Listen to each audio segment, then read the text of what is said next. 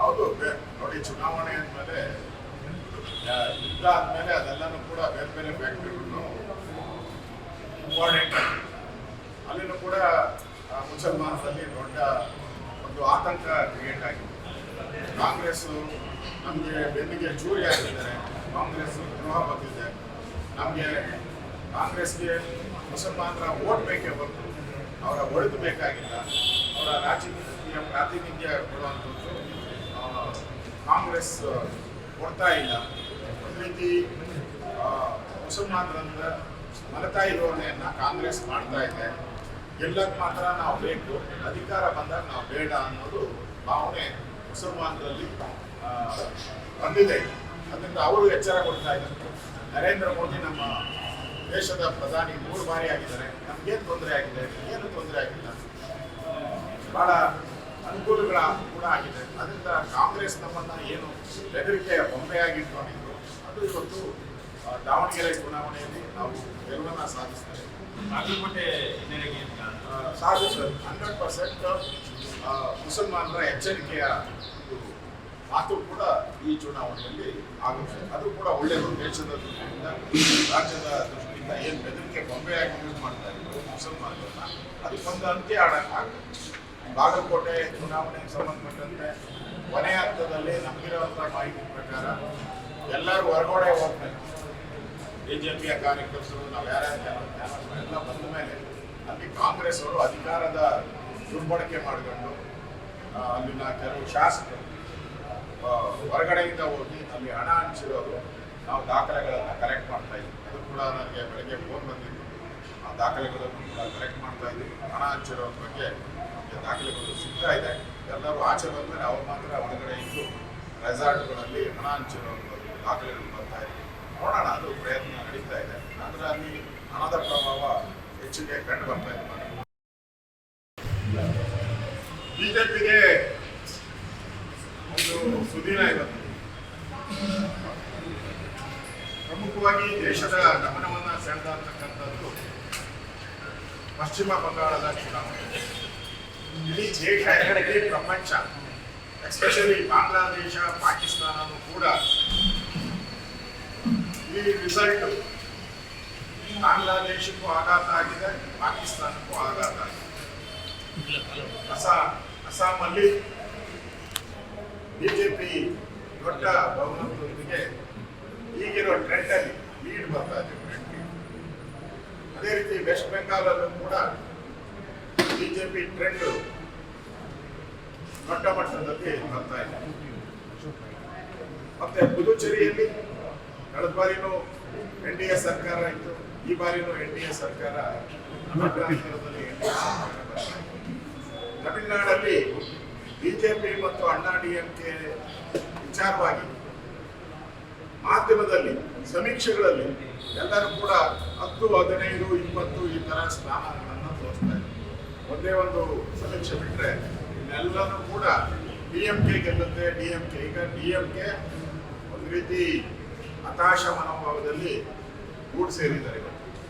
ಇವತ್ತು ಅಣ್ಣಾ DMK, NDA ಒಳ್ಳೆಯ ನಾವು ಬಯಸಿದ್ದಕ್ಕಿಂತ ಹೆಚ್ಚು ಲೀಡ್ ಬರ್ತಾ ಇದ್ದೇವೆ. ಅದೇ ರೀತಿ ಕೇರಳದಲ್ಲೂ ಕೂಡ ಬಿಜೆಪಿ ತನ್ನ ಖಾತೆಯನ್ನು ಪ್ರಾರಂಭ ಮಾಡುವಂಥ ಒಂದು ಉದ್ದೇಶ ಕಾಣ್ತಾ ಇದೆ. ಒಟ್ಟಾರೆ ಇವತ್ತು ನಮಗೆ ಬಹಳ ಇಂಪಾರ್ಟೆಂಟ್ ಇದ್ದಿದ್ದು ವೆಸ್ಟ್ ಬೆಂಗಾಲು ಮತ್ತು ಅಸ್ಸಾಂ. ಯಾಕಂದರೆ ನಮ್ಮ ಗಡಿಯಲ್ಲಿ ಕಳೆದ 20 ವರ್ಷದಿಂದಲೂ ಕೂಡ ನಾವು ಬಾಂಗ್ಲಾದೇಶ ಮತ್ತು ಭಾರತದ ಗಡಿಯ ಬೇಲಿ ಹಾಕಕ್ಕೆ ಮಮತಾ ಬ್ಯಾನರ್ಜಿಯವರು ಬಿಟ್ಟಿದ್ದೀವಿ. ಸುಮಾರು 2 ಕೋಟಿಯಷ್ಟು ಬಾಂಗ್ಲಾದೇಶಿಯರು ಅಸ್ಸಾಂ ಮತ್ತು ವೆಸ್ಟ್ ಬೆಂಗಾಲ್ ಮತ್ತು ದೇಶದ ಎಲ್ಲ ಭಾಗ, ಕರ್ನಾಟಕದಲ್ಲೂ ಕೂಡ ಒಂದು 10 ಲಕ್ಷ ಜನ ಬಂದು ಸೇರಿಕೊಂಡಿದ್ದಾರೆ. ಅಲ್ಲಿನ MP, ಬಾಂಗ್ಲಾದೇಶದ MP ಪಾರ್ಲಿಮೆಂಟಲ್ಲಿ ಭಾಷಣ ಮಾಡಿದರೆ, ಇನ್ಮೇಲೆ ಯಾರು ಮುಸುಲ್ಮಾನರು ಭಾರತಕ್ಕೆ ಹೋಗಿದ್ರು ಅವರೆಲ್ಲ ವಾಪಸ್ ಬಂದರೆ ನಮ್ಮ ಗತಿ ಏನು ಅಂತ. ಅಂದರೆ ಆ ರೀತಿ ಭಯ. ಮಮತಾ ಬ್ಯಾನರ್ಜಿ ಅಂದರೆ ಮುಸುಳುಕೋರರಿಗೆ ಸ್ವರ್ಗ ಮಾಡಿದ್ರು. ಮಮತಾ ಬ್ಯಾನರ್ಜಿ ಅಂದರೆ ದೇಶದ್ರೋಹಿ ಚಟುವಟಿಕೆಗಳನ್ನು ಮಾಡುವಂಥ ಬಾಂಗ್ಲಾದೇಶದಲ್ಲಿ ಒಂದು ರೀತಿ ಬಾಗಿಲು ತೆಗೆದಿದ್ರು.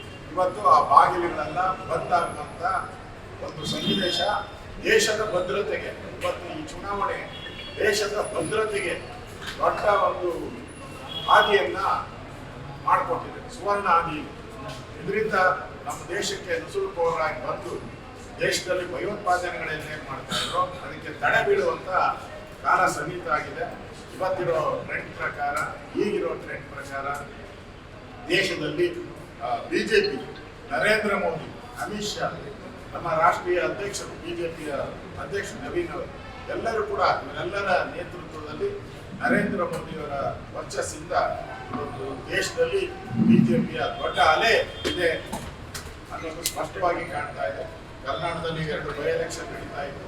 ಆ ಬೈ ಎಲೆಕ್ಷನ್ ಕೂಡ ಕಾಂಗ್ರೆಸ್ ಒಂದು ರೀತಿ ಕುತಂತ್ರ ಮಾಡಿದೆ.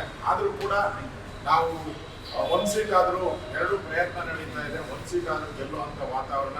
ನಾನಲ್ಲಿ ನಮ್ಮ ಸಿದ್ದೇಶ್ ಅವರಿಗೆ ಫೋನ್ ಮಾಡಿದ್ದೆ, MP ಆಗಿದ್ದಂಥವ್ರು. ಅವರು ಕೂಡ ಹೇಳಿದ್ರು ನಮಗೆ ಅಲ್ಲಿ ಗ್ರಾಮಾಂತರದಲ್ಲಿ ಹೆಚ್ಚು ಓಟ್ ಬರುತ್ತೆ, ನಾವು ಗೆಲ್ತೀರಿ, ಅದನ್ನು ದಾವಣಗೆರೆಯನ್ನು ನಾವು ಗೆಲ್ತೀರಿ ಅನ್ನೋ ಮಾತನ್ನು ಹೇಳಿದರೆ. ಮತ್ತು ಬಾಗಲಕೋಟೆಯಲ್ಲಿ ಫೈಟ್ ನಡೀತಾ ಇದೆ, ನೋಡೋಣ, ಅದು ಕಾದು ನೋಡ್ತೀರಿ. ಇದು ಗೆಲ್ಲುವಂಥ ವಾತಾವರಣ ದಾವಣಗೆರೆಯಲ್ಲಿ ನಾವು ಕಾಣ್ತಾ ಇದ್ದೇವೆ. ಒಟ್ಟಾರೆ ದೇಶದ ಭದ್ರತೆಗೆ ಅಪಾಯ ಹೋಗಿರ್ತಕ್ಕಂಥ ವೆಸ್ಟ್ ಬೆಂಗಾಲ್ ಮತ್ತು ಅಸ್ಸಾಂ ಮತ್ತು ಬಿಜೆಪಿಯ ವಶ ಆಗೋದ್ರಿಂದ ದೇಶದ ಭದ್ರತೆ ಇನ್ನಷ್ಟು ಒಳ್ಳೆಯ ಭದ್ರತೆಯನ್ನು ಕೊಡುವಂಥಕ್ಕೆ ಕೇಂದ್ರ ಸರ್ಕಾರಕ್ಕೆ ಒಳ್ಳೆಯ ಅವಕಾಶ ಸಿಗ್ತಾ ಇದೆ. ನಾನು ಈ ಎಲ್ಲ ಬೆಳವಣಿಗೆ ನರೇಂದ್ರ ಮೋದಿ ಅವರಿಗೆ, ಅಮಿತ್ ಶಾ ಅವರಿಗೆ, ನಮ್ಮ ಕೇಂದ್ರದ ರಾಷ್ಟ್ರೀಯ ಅಧ್ಯಕ್ಷರಿಗೆ ಈ ಸಂದರ್ಭದಲ್ಲಿ ಮೊದಲ ಹಂತದ ಏನು ಲೀಡ್ ಬರ್ತಾ ಇದೆ, ಇದಕ್ಕೆ ನಾನು ಅಭಿನಂದನೆ ಸಲ್ಲಿಸ್ತೇನೆ. ರೆಸಾರ್ಟ್ ರಾಜಕಾರಣ ಆಗುತ್ತೆ, ಕಾಂಗ್ರೆಸ್ ಶಾಸಕರನ್ನ ಸೆಳೆಯೋದಕ್ಕೆ ಬಿಜೆಪಿ ಮಾಡುತ್ತೆ. ಇದು ನಾನು ಕೇಳಿದೆ, ನನ್ನ ಪತ್ರಿಕೆಯಲ್ಲಿ DK ಶಿವಕುಮಾರ್ ಅವರು ಅಲ್ಲಿ ರೆಸಾರ್ಟ್ಗಳನ್ನ ಬುಕ್ ಮಾಡಿದ್ದಾರೆ. ಅಸ್ಸಾಮಲ್ಲಿ ಏನೋ ಒಂದು ಕಾಂಗ್ರೆಸ್ಗೆ ಏನೋ ದೊಡ್ಡ ಗೆಲುವು ಬರ್ತಾ ಇದೆ. ನಾನು ಹೇಳ್ತಾ ಇದ್ದೀನಿ, DK ಶಿವಕುಮಾರ್ಗೆ ಇಲ್ಲೇ ಎಲ್ಲ ನಮ್ಮ ಬೆಂಗಳೂರಲ್ಲಿ ಒಂದು ರೆಸಾರ್ಟ್ ಮಾಡ್ಕೊಡೋದು ಒಳ್ಳೆಯದು. ಅಲ್ಲಿ ಹೋಗಿ ರೆಸಾರ್ಟ್ ಏನು ಮಾಡಕ್ ಹೋಗ್ತಿರಪ್ಪ, ಇಲ್ಲಿ ರೆಸಾರ್ಟ್ ಮಾಡಬೇಡಿ. ಇಲ್ಲಿ ನಿಮ್ಮ MLAಗಳೆಲ್ಲ ಕಿತ್ಕೊಂಡು ಹೋಗ್ತಾ ಇದ್ದಾರೆ, ಬ್ಲಡ್ ರೀತಿ ಡೆಲ್ಲಿಗೆ ಹೋಗ್ತಾ ಇದ್ದಾರೆ, ಹೋಗ್ತಾ ಇದ್ದಾರೆ. ಸಿದ್ದರಾಮಯ್ಯನವರೇ ರಿಟೈನ್ ಆಗಬೇಕು ಅಂತ. ಈಗ ಖರ್ಗೆ ಅವರು ಮತ್ತೆ ವಾಪಸ್ ಕರ್ನಾಟಕಕ್ಕೆ ಬರೋಕ್ಕೆ ರೆಡ್ ಕಾರ್ಪೆಟ್ ಹಾಕೊಂಡಿದ್ದಾರೆ, ಅವರೇ ಆಗ್ತಾ ಇದ್ದಾರೆ. ಕೆಲವರು ಅದಕ್ಕೆ ರೆಡ್ ಕಾರ್ಪೆಟ್ಗೆ ಸಪೋರ್ಟ್ ಮಾಡ್ತಾ ಇದ್ದಾರೆ. ಪರಮೇಶ್ವರ್ ಅವರು ಡೆಲ್ಲಿ ಬಿಟ್ಟು ಕರ್ನಾಟಕದ ಕಡೆ ಮುಖ ಮಾಡಿರೋದ್ರಿಂದ DK ಶಿವಕುಮಾರ್ ಅವರು ಅಸ್ಸಾಂ ಹೋಗಿ ರೆಸಾರ್ಟ್ ಮಾಡಿ ಅಲ್ಲಿ ಊಟ ಮಾಡೋದು ಬಂದು ಇಲ್ಲೇ ಒಂದು ರೆಸಾರ್ಟ್ ಮಾಡ್ಕೊಂಡು ಇಲ್ಲೇ ಊಟ ತಿಂಡಿ ಮಾಡ್ಕೊಂಡು ಆರಾಮಾಗಿತ್ತು. ಯಾಕಂದ್ರೆ ಅಲ್ಲಿ ಕಾಂಗ್ರೆಸ್ ಬಹಳ ಹೀನಾಯ ಸೋಲನ್ನ ಕಾಣ್ತಾ ಇದೆ. ಹೀನಾಯ ಸೋಲನ್ನ ಕಾಣ್ತಾ ಇದೆ.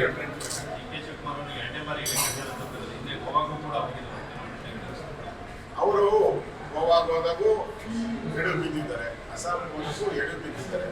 ಕಾಂಗ್ರೆಸ್ ಪಾರ್ಟಿ ತಮಿಳುನಾಡಿಗೂ ಹೋಗಿದೆ, ಅಲ್ಲೂ ಕೂಡ ಬೋರ್ಡ್ಗೆ ಇದ್ದಂಗೆ ಆಗಿದೆ. ಕಾಂಗ್ರೆಸ್ ಪಾರ್ಟಿ ಬೋರ್ಡ್ಗೆ ಇದ್ದಂಗೆ ಕಾಣಿಸಿಲ್ಲ, ಎಲ್ಲೂ 1 ಸೀಟು ಇಲ್ಲ ತಮಿಳುನಾಡು. ಅದರಿಂದ ಕಾಂಗ್ರೆಸ್ ಪಾರ್ಟಿ ಹೈಕಮಾಂಡ್ ಎಷ್ಟು ಚಾಣಕ್ಯರಿದ್ದಾರೆ ಅಂತ ಹೇಳಿದ್ರೆ, DK ಶಿವಕುಮಾರ್ಗೆ ಎಲ್ಲೆಲ್ಲಿ ಸೋತದ ಅಲ್ಲಿ ತಗೊಂಡು DK ಶಿವಕುಮಾರ್ನ ಹಾಕ್ತಾರೆ. ಜಮೀರ್ನ ಎಲ್ಲೆಲ್ಲಿ ಗೆದ್ದಿದ್ದೋ ಜಮೀರ್ ತಗೊಂಡು ಅಲ್ಲಿ ಹಾಕ್ತಾ ಇದೆ. ಒಟ್ಟಾಗೆ DK ಶಿವಕುಮಾರ್ಗೆ ದುಡಿಯೋಕೆ ಏನೇನು ಬೇಕೋ ಅದು ಕಾಂಗ್ರೆಸ್ ಪಾರ್ಟಿಯಲ್ಲಿ ಮಾಡ್ತಾ ಇದೆ. ಅದನ್ನು ಅರ್ಥ ಮಾಡ್ಕೋಬೇಕು. ಅದಕ್ಕೆ DK ಶಿವಕುಮಾರ್ ಆದಷ್ಟು ಬೇಗ ಈ ಮನೆಯೊಂದು 3 ಬಾಗಿಲಾಗಿದೆ, ಈಗ 3 ಮುಖ್ಯಮಂತ್ರಿಗಳಾಗಿ ಹೋಗಿದ್ದಾರೆ. ಅದರಲ್ಲಿ ಆ ಬಾಗಿಲಿನಿಂದ ಹೊರಬರಕ್ಕೆ ಒಂದು ಪ್ರಯತ್ನ ಮಾಡಿ ಅಸ್ಸಾಂಗೆ ಹೋಗೋ ಅವಶ್ಯಕತೆ ಇಲ್ಲ. ಹೋಗಿ ಸುಮ್ಮನೆ ಟಿಕೆಟ್ ವೇಸ್ಟು, ಅಲ್ಲಿ ರೆಸಾರ್ಟ್ ಮಾಡೋದು ಓಟ್ಲು ವೇಸ್ಟು. ಅದಕ್ಕೋಸ್ಕರ ಇಲ್ಲೇ ಆರಾಮಾಗಿರೋದು ಒಳ್ಳೆಯದು ಅಂತ ಕೆಲವು ಸರಿ